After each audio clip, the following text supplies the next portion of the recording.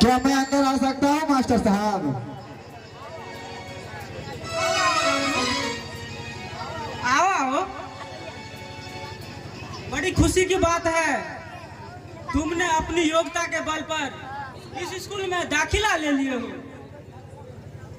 बच्चों, राजू तुम्हारा नया साथी है।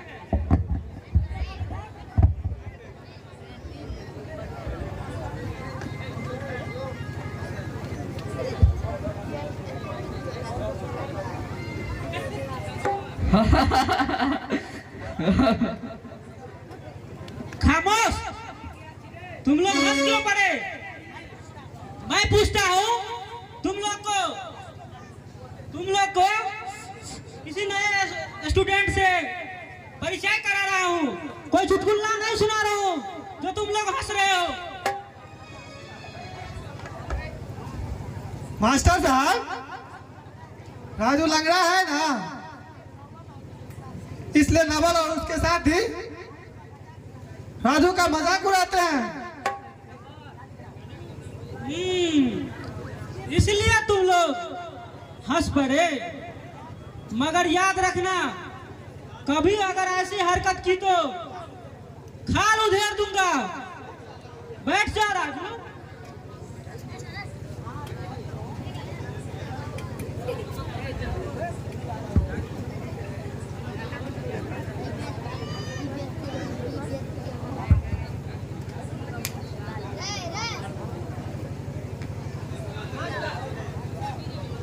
हाँ तो बच्चों, मैं पूछता हूँ,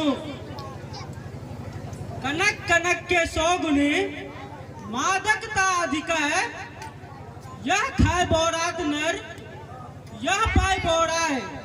बोलो, इसका जवाब कौन दोगे? मैं कह सकता हूँ मास्टर साहब। बताओ।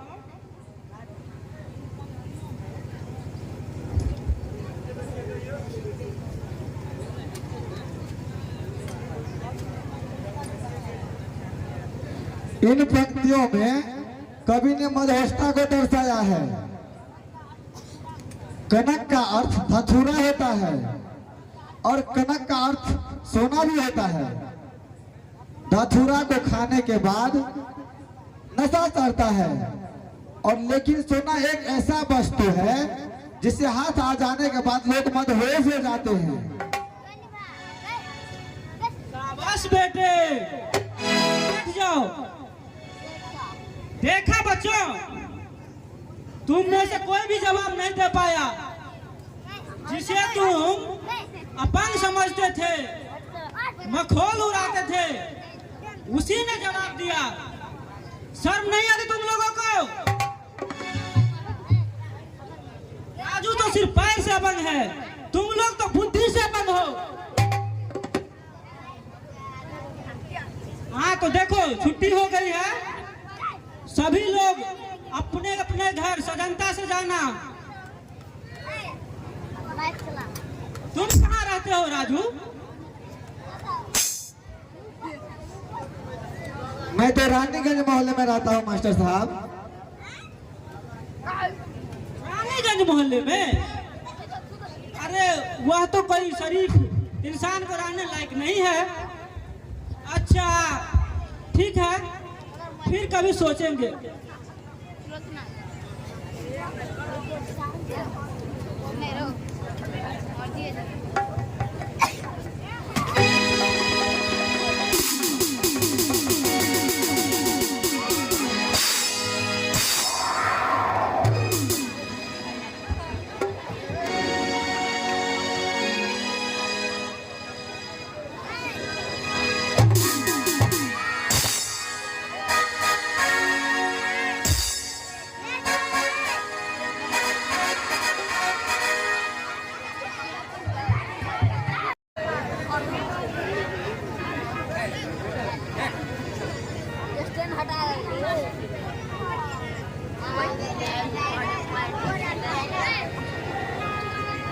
विजय,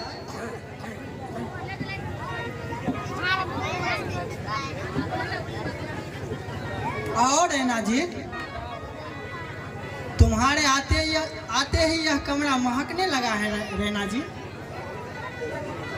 लगता है कोई देवी अपने भक्तों को दर्शन देने आई है। तुम बड़े भावुक हो विजय। भला कोई धरती की लड़की स्वर्ग की देवी कैसी बन जाएगी? होती है रैना जी। भला मैं किसी स्वर्ग की देवी को क्या जानूं रैना जी, लेकिन तुम्हें तो अच्छी तरह से जानता हूँ। स्नेह और श्रद्धा की देवी रहना। भला तुमसे कौन जीते? जो जीवन भर हारता आया है वह अंधा कभी जीत नहीं सकता है रैना जी। विजय, क्या मैंने कुछ गलत कह दिया रैना जी? और नहीं तो क्या विजय, मैंने इस शहर के प्रसिद्ध डॉक्टर से बात कर ली है। क्यों रैना जी? तुम्हारी आंखों के लिए। वो कहता है कि तुम्हारी आंखों में रोशनी आ जाएगी। रहना। हाँ विजय, तुम दुनिया को फिर से देख सकोगे। आजकल दुनिया में इतना रौनकता आ गया है कि तुम देखकर विभोर हो जाओगे। तो क्या मैं अपने दोस्त राजू को भी देख सकूंगा रैना जी? हाँ विजय, और तुम्हें भी। ये दिन रात सुबह शाम चांद और सितारे सब कुछ देख सकते हो विजय। पर डॉक्टर कितने रुपए लेंगे रैना जी? कोई ज्यादा नहीं, कोई 1 लाख रुपया लेगा। 1 लाख? हाँ विजय, तुम्हारे आंखों में रोशनी आ जाए, फिर दुनिया को तुम फिर से देख सकोगे। इससे बढ़कर 1 लाख रुपया क्या है? कुछ नहीं है विजय, कुछ नहीं। लेकिन इतने रुपये तुम्हारे पास नहीं है, लेकिन मैंने कहा है ना, तुम्हें रुपये की चिंता मत करो। रुपये के प्रबंध तो मैं करूंगी। लेकिन यह सब तुम मेरे लिए क्यों करेगी रैना जी? मैं पागल ही तो हूँ। क्यों विजय, हूँ ना पागल? सुख की गोद में पली एक युवा लड़की एक अंधा के लिए इतना कुछ करे, भला कौन ना मुझे पागल कहे? हाँ रैना, मैं जानना चाहता हूँ रैना। मुझे पता नहीं, मैं जा रही हूँ। क्या नाराज हो गई? नहीं विजय, मैं तुमसे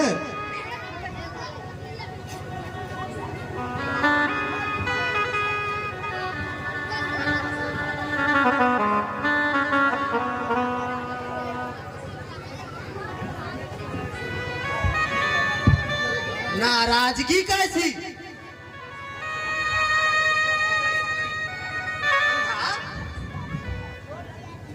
जो लड़की तुम्हें प्यार करती है वह लड़की तुमसे भला नाराज क्यों होने लगी?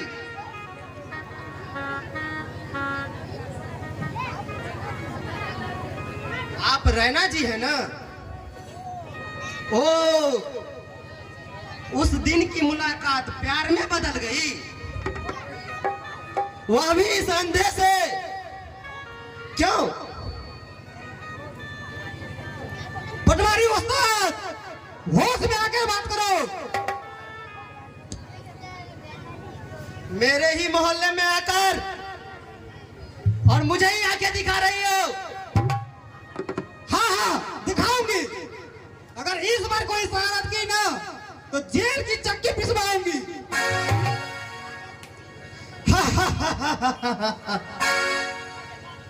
बड़े बाप की बेटी हो ना, इसीलिए रोब दिखा रही हो, रोब। पर यह मत भूलना, पटवारी उस्ताद से दुश्मनी करना कोई बच्चों का खेल नहीं, कोई बच्चों का खेल नहीं।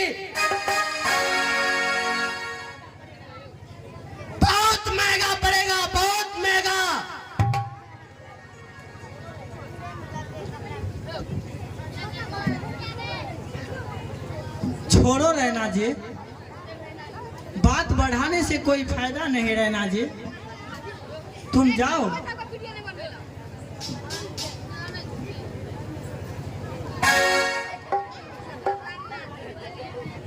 खूब नखरे दिखा लो, तुम्हारी भी अकड़ देख लेंगे। ओ अंधे, मैंने तुमसे कहा था ना,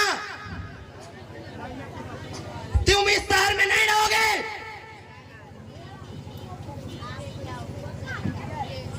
अरे तुम मेरे पीछे क्यों पड़े हो? मैंने तुम्हारा क्या बिगाड़ा है? तुम्हारी मीठी बातें मुझे अच्छी नहीं लगती, अच्छी नहीं समझे। तुम यहां से बढ़िया बिस्तर बांधो और उत्तर प्रदेश चले जाओ, समझे हो अंधे।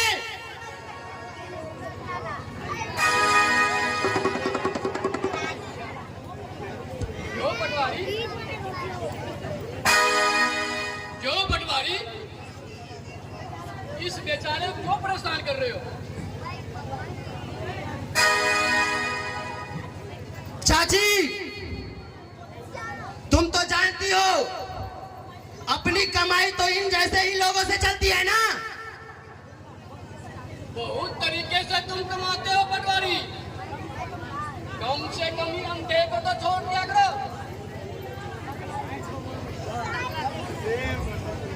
जरूर छोड़ दूंगा, जरूर, पर इनसे कह दो ये अपनी कमाई का आधा हिस्सा मेरे हवेली पर पहुंचा दिया करे, यानी कि 50%। अरे तुम बेदर्द हो पटवारी, बहुत बेदर्द। बेचारा किसी तरह अपना पेट पालता है और फिर भी तुम उस पर दबाव डालते हो। तो अच्छा मैं चलता हूं, पर याद रहे मेरा हिस्सा मेरे हवेली पे पहुंच जाना चाहिए।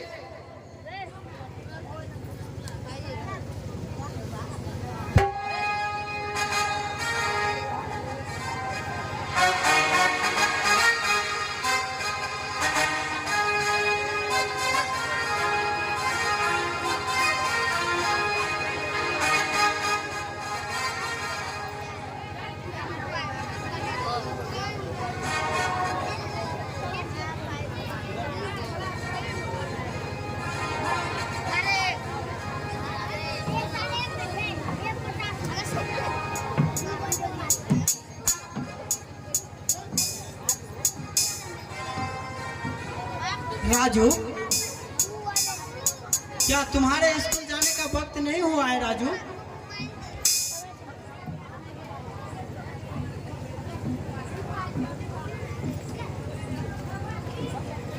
बस अब तो जाने ही वाला हूँ, लेकिन तुम कह रहे थे ना कि तुम्हारी तबीयत ठीक नहीं है।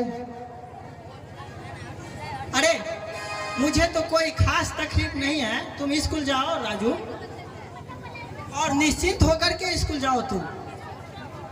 नहीं विजय, अगर ज्यादा तबीयत खराब हो तो आज मैं स्कूल नहीं जाऊंगा। अरे पगलू, ऐसी कोई बात नहीं है, तुम स्कूल तो जाओ। तुम तो बहुत जिद्दी हो विजय। अगर तुमने तो मेरा पढ़ाई किस काम की रे विजय? पढ़ते हो और फिर भी मूर्खों वाली बातें करते हो। थोड़ी सी तकलीफ कोई तकलीफ है क्या? विजय,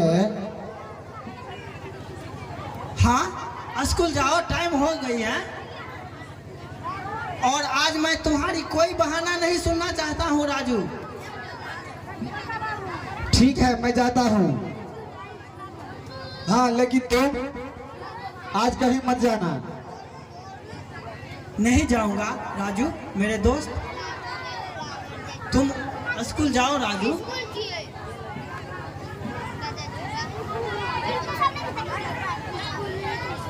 बाबू सुनो विजय, हाँ तुम रोटी खा लेना मगर हल्का खाना, और थोड़ा उसके लिए भी रख देना। अरे खा लूंगा भाई, तुम इसकी चिंता ना करो, और थोड़ा मैं उसको भी दे दूंगा। अच्छा तो मैं जा रहा हूँ।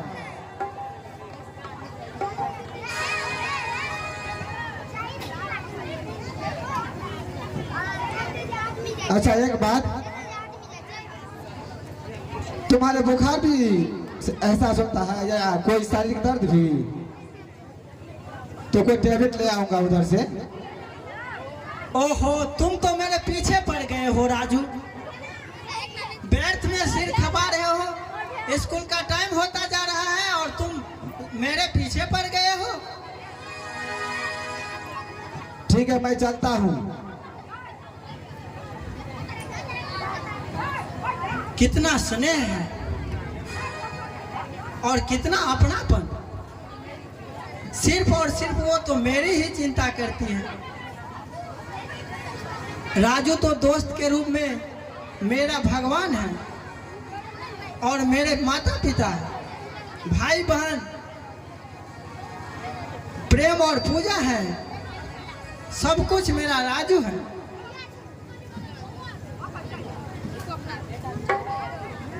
बेटा विजय, रोटी लाई हूँ, हेलो। मौसी, तुम भी मेरा कितना ख्याल रखती हो मौसी, बोलो मौसी, इतना स्नेह किसे मिलता होगा मौसी? अच्छा बड़ाई करना छोड़ो और रोटी खा लो, थोड़ी सी लाई हूँ। हाँ रोटी थोड़ी सी लाई हूँ, राजू का हुक्म है। और तुमने भी उसकी बात मान ली? बात तो दोनों का बराबर। राजू और तुम तो मेरे अपने हो मौसी। नहीं नहीं बेटा, ऐसी बातें नहीं है। तुम दोनों के आपस प्रेम देखकर मैं तुम दोनों में से किसी के बात टाल नहीं सकती। मौसी भूख लगी है मौसी, अब खा लो। खा लो बेटा, ये लो।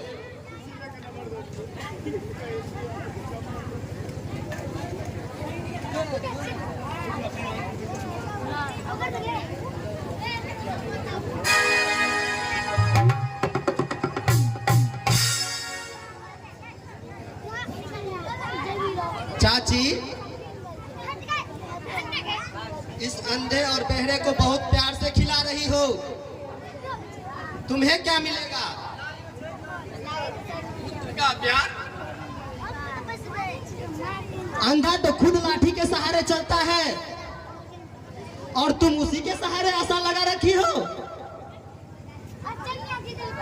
यह अच्छी बात नहीं पटवारी, कभी एक शरीफ के तरह भी बात कर लिया करो। चलो तो शरीफ की तरह बातें कर लिया करता हूँ। अंधे अंधा मेरा हिस्सा क्यों नहीं दे देता? भला किसी कुत्ते की धूम कभी सीधी हो सकती है? फिर भी शिकायत करती हो। तुम चुपचाप रहो तो बेहतर है। ओ अंधे, चलो निकालो मेरा हिस्सा।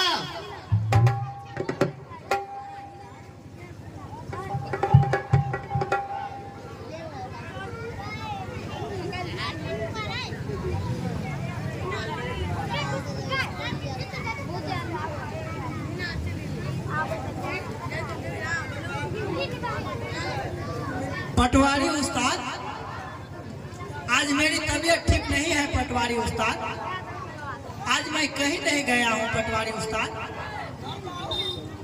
ना जाओ, पर ना पटवारी को ना सुनने की आदत नहीं है। विजय सच कह रही है पटवारी।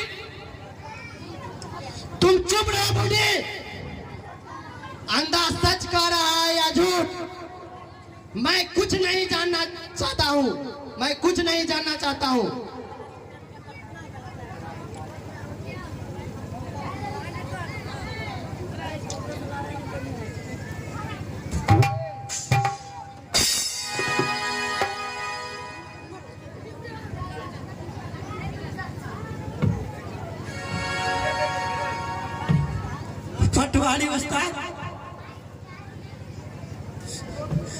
रोटी से भरी थाली में लात मार कर तुमने अच्छा नहीं किया पटवारी उस्ताद।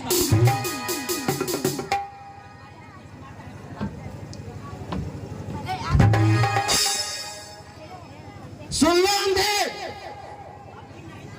अभी नहीं तो 8 बजे रात तक मुझे 20,000 रुपए हवेली पे पहुंचा देना, हवेली पे।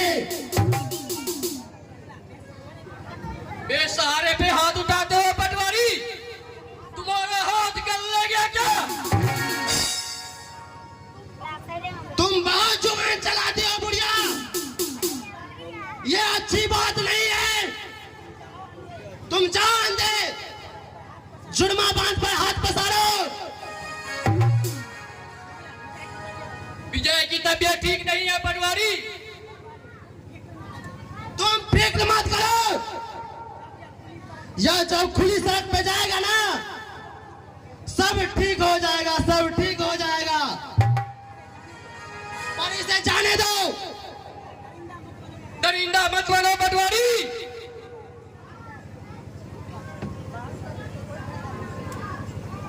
अब बहस करने से कोई फायदा नहीं मौसी, मैं जा रहा हूं। जाओ जाओ।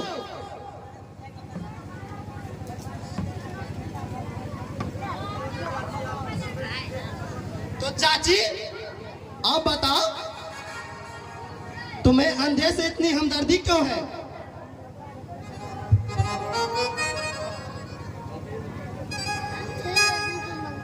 पटवारी, हमदर्दी रखना कोई बुरी बात है क्या? ऐसी बात तो नहीं है। सोचता हूं कि अंधा तो खुद एक बोझ है, पर इसका ध्यान रखना। तुम सोच सकते हो पटवारी, मुझे तो कोई नहीं लेना देना है। मैं तो अपना कमरा का किराया तक नहीं लेता। सब ढोंग है, ढोंग। या क्यों नहीं कहती हो, सहानुभूति और प्यार दिखाकर अंधे से पैसा बटोरने में बनता है। जो अंधा एक खुद एक बोझ है, उससे पैसा क्या बटोरूंगा? बोझ नहीं, वह भीख मांगता है, भीख। तुम्हारी झूठी सहानुभूति और प्यार से वह भीख के सारे रुपए तुम्हारे झोली में आ जाते हैं, झोली में। यह बिल्कुल गलत है पटवारी, बिल्कुल गलत। अगर महीने में 2-3 हजार रुपए मिल ही जाते हैं तो भाड़ा लेने की क्या आवश्यकता है? तुम बहुत कमीना हो पटवारी। खामोश। और पर फिर कभी पटवारी के लिए गाली निकाली तो जीभ पकड़ कर खींच लूंगा। सुनो, अंधा और लंगड़ा से जितना चाहे नाटक रचाना है रचा लो, मुझे कोई एतराज नहीं, कोई एतराज नहीं। मगर मेरे लिए भी एक नाटक अवश्य खेलना पड़ेगा तुमको। मैं कोई नाटक वाटक नहीं खेलता पटवारी। और मेरे लिए तो तुम्हें खेलना ही पड़ेगा। इस नाटक की शुरुआत भी तुमसे ही होगी।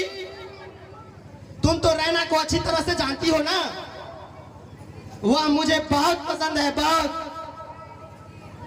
तीनों की दोस्ती तोड़कर मैं उसे पाना चाहता हूं, पाना। यह नहीं हो सकता है, मुझसे नहीं हो सकता है पटवारी। पर तुम तो पहले मेरी बात सुन लो। जब रैना अंधे के लिए आती है मिलने, कुछ न कुछ अवश्य खाने के लिए लाती है। अंधा कुछ खाता है और कुछ लंगड़े के लिए रख देता है। जब वह रैना की तुम भेंट लंगड़ा को दोगे तो उसमें पॉइजन मिला देना, पॉइजन, जिसको हिंदी में जहर कहते हैं। नहीं नहीं, पहले सुनती तो जाओ। जहर देने के बाद तुम लंगड़ा को वह वस्तु खाने के लिए देना और फिर अपना संदेह प्रकट करना कि लगता है इसमें जहर है। जहर साबित करने के लिए तुम किसी कुत्ते और बिल्ली को खाने के लिए उसको कहना कि पहले खाने से पहले वो कुत्ते बिल्ली को कुछ न कुछ दिया करे। नहीं नहीं, यह नहीं हो सकता है, कभी नहीं हो सकता पटवारी। जरूर होगा, जरूर। उसके बाद परिणाम होगा कि लंगड़ा अंधे से दूर हो जाएगा, दूर। क्योंकि लंगड़ा अंधे को कभी दोषी नहीं समझ सकता और रैना को भी नहीं। फिर मैं रैना को भाई दिखाऊंगा, भाई, कि वह मेरी बात मान ले, अन्यथा उसे मैं थाने के हवाले कर दूंगा, थाने के हवाले। वह अपनी बाप तथा प्रतिष्ठा बचाने के लिए वह अब मेरी बात अवश्य मानेगी, अवश्य। ओ, तुम कितने जालिम हो पटवारी। पर याद रखना, यह राज किसी को बताया तो क्या कर लेगा पटवारी।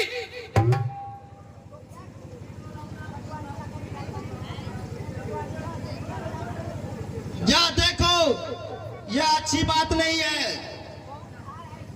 इसमें तुमको जान भी देना पड़ सकता है। लेकिन पटवारी, पर मैं कुछ नहीं सुनना चाहता हूं, कुछ नहीं। जो मैंने कहा ना वह तुम अवश्य करेगी, अवश्य। बदले में तुझे भी कुछ दूंगा, इनाम जरूर दूंगा तुझे। यह तो अन्याय है पटवारी, अन्याय। न्याय और अन्याय तुम्हें नहीं सोचना है। मैं बराबर आता रहूंगा। जब रैना आएगी तो मैं उसके पीछे ही रहूंगा, अगल बगल में इर्द गिर्द घूमता रहूंगा। जो मैंने कहा अगर नहीं करोगी तो उसी वक्त तुम्हारा राम नाम सत कर दूंगा। समझी कि नहीं? पर मैं अभी जा रहा हूं, पर ध्यान रखना ये होना ही चाहिए।